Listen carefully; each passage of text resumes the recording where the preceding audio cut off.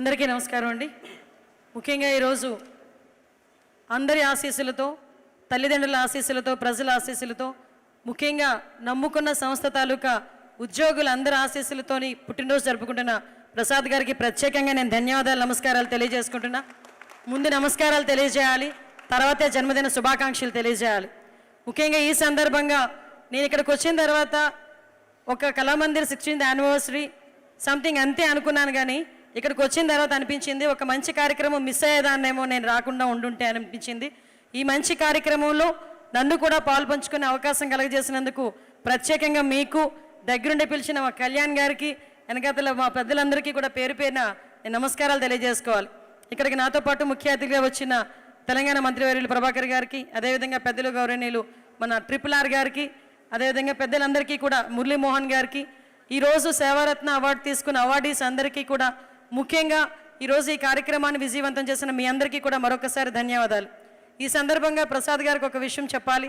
ఎందుకంటే మీ కన్న తల్లిదండ్రులకి నా పాదాభివందనం చేసుకుంటున్నా, మీ సతీమణికి నా నమస్కారాలు తెలియజేసుకుంటున్నా.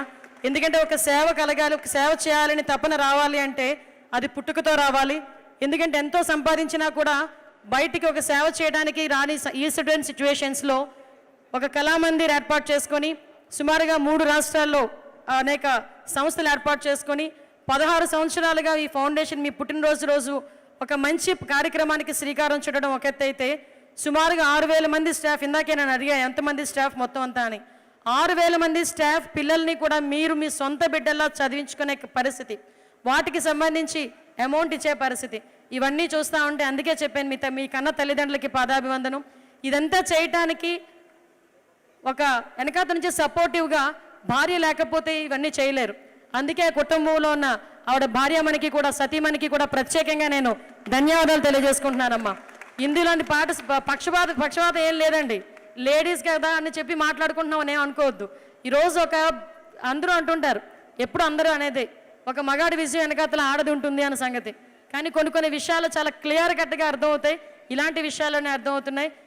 అదేవిధంగా ఈరోజు మేము ఒకటే చెప్తున్నాం, ఆంధ్రప్రదేశ్ నుంచి ఇక్కడికి వచ్చి మిమ్మల్ని అందరినీ కూడా నేను చూసిన తర్వాత ఒకటి అనుకున్నా, కీప్ లవింగ్ మోర్ అని చాలా ఎక్కువగా వస్తుంటుంది కళామందిర్లో.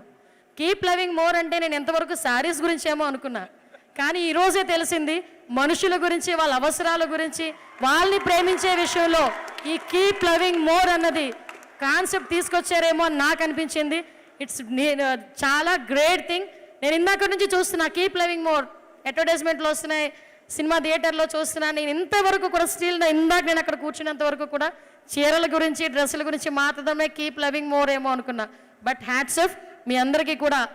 అదేవిధంగా మీరు కూడా మీ ఫర్దర్గా జరిగే ప్రతి పుట్టినరోజు వేడుకల్లోని కూడా ఇంతకన్నా మంచిగా, ఇంతకన్నా ఎక్కువ మంది బ్లెస్సింగ్స్ మీకు, మీ కుటుంబానికి మనస్ఫూర్తిగా ఉండాలని మనస్ఫూర్తిగా తెలియజేసుకుంటూ, మరొకసారి మీ ఫ్యామిలీ మెంబర్లో మమ్మల్ని ఒకరిగా పిలిచి ఇక్కడికి ఒక మంచి కార్యక్రమానికి మమ్మల్ని కూడా బ్లెస్ చేసినందుకు మీ అందరికీ ప్రత్యేకంగా ధన్యవాదాలు, నమస్కారాలు.